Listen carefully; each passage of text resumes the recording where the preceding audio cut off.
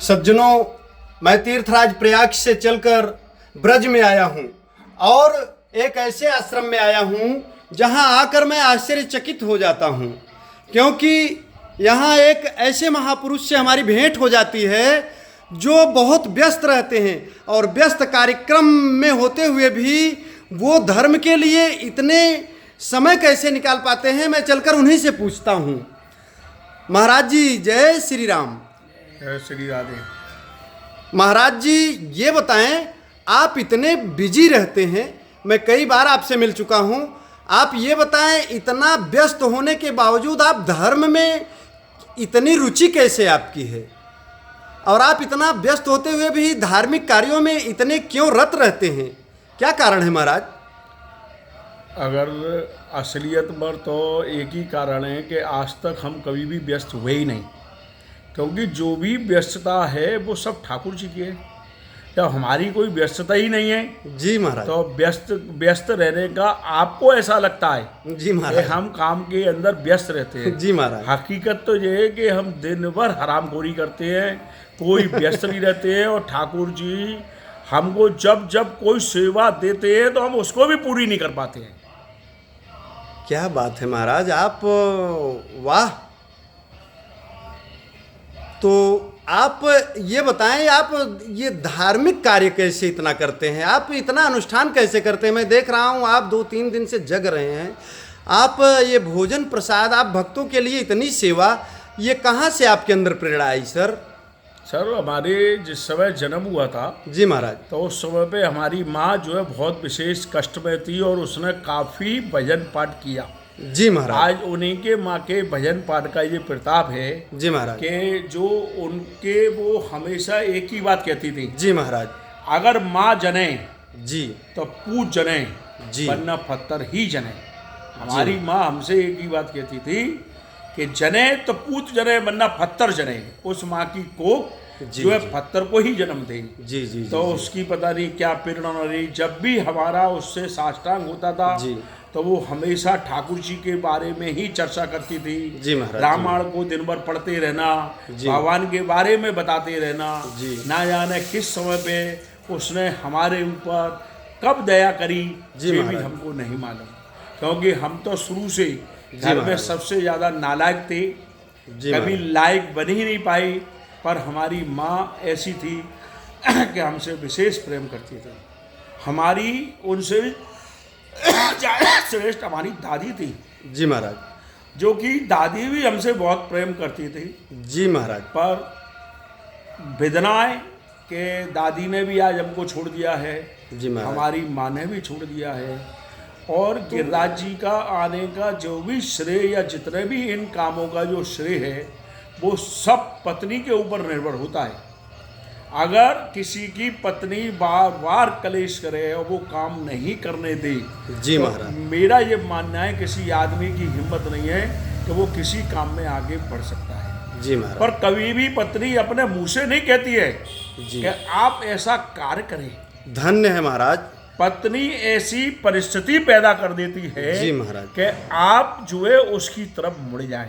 जी महाराज, जिस समय पे तुलसीदास बाबा थे, कालिदास महाराज थे, वो सब पत्नियों की वजह से ही इतने बड़े संत बन पाई। जी महाराज, तो मेरा यही मानना है, आज पत्नी और बेटे बच्चे यही एक ऐसे हैं जो सबरे कार्य यही कराते हैं।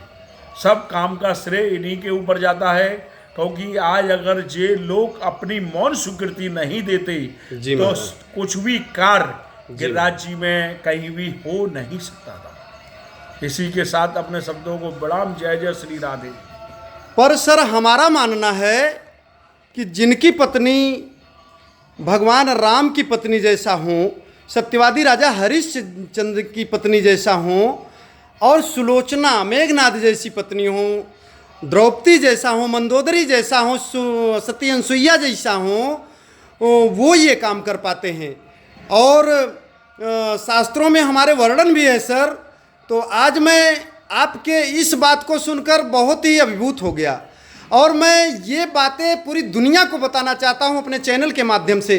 सज्जनों, आपने सुना, माननीय सुनील सर की बातों को आपने सुना, आज जो कुछ भी हैं, जहाँ भी हैं और धर्म के कार्यों में इस तरह से रत हैं, तो इन्होंने अपना संपूर्ण श्रेय अपने धर्मपत्नी को दिया।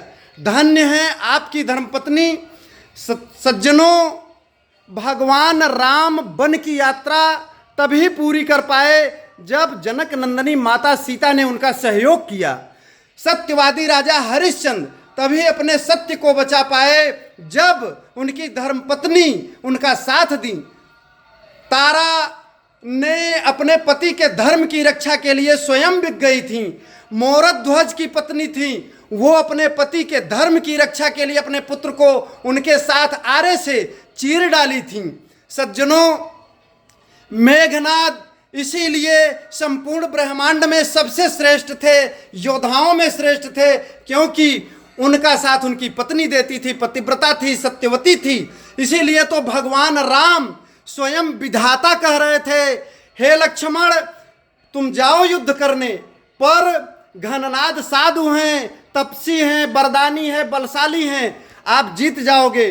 पर एक मामला उनके साथ है, संयमी नारी व्रत वाले हैं, एक सिलोचना नारी है। ऐसे पतिव्रता पत्नी के पति के शीश को तुम काटते समय पृथ्वी पर मत गिरने देना।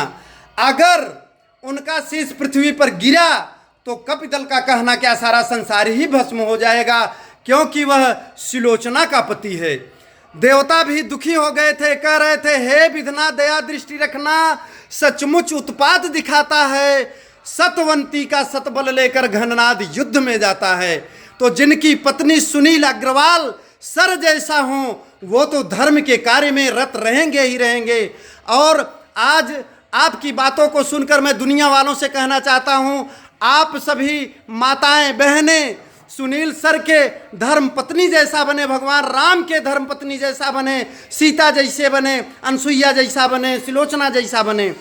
सर, कभी उन बहन जी से मिलने का अवसर मिलेगा तो मैं उनके चरणों का वंदन करूंगा, अभिनंदन करूंगा। ऐसे परिवार समाज के लिए, संसार के लिए प्रेरणा स्रोत होते हैं, आदर के पात्र होते हैं। सर, जरूर मैं भगवान से विनती करता हूँ कि उन बहन जी के श्री चरणों का मुझे भी दर्शन हो, जो आज समाज के लिए प्रेरणा स्रोत हैं, जिनका पति इतना व्यस्त होते हुए भी धर्म के कार्य में इस तरह से रत रहते हैं। ये इनके पत्नी की ही कृपा है, अपने पति का वह साथ देती हैं। धन्य है आप, धन्य है बहन जी, आपके माता पिता जिस कोख से आपने जन्म लिया, आपके चरणों का वंदन है, अभिनंदन है, सत सत बार नमन है आपको। जय श्री राधे।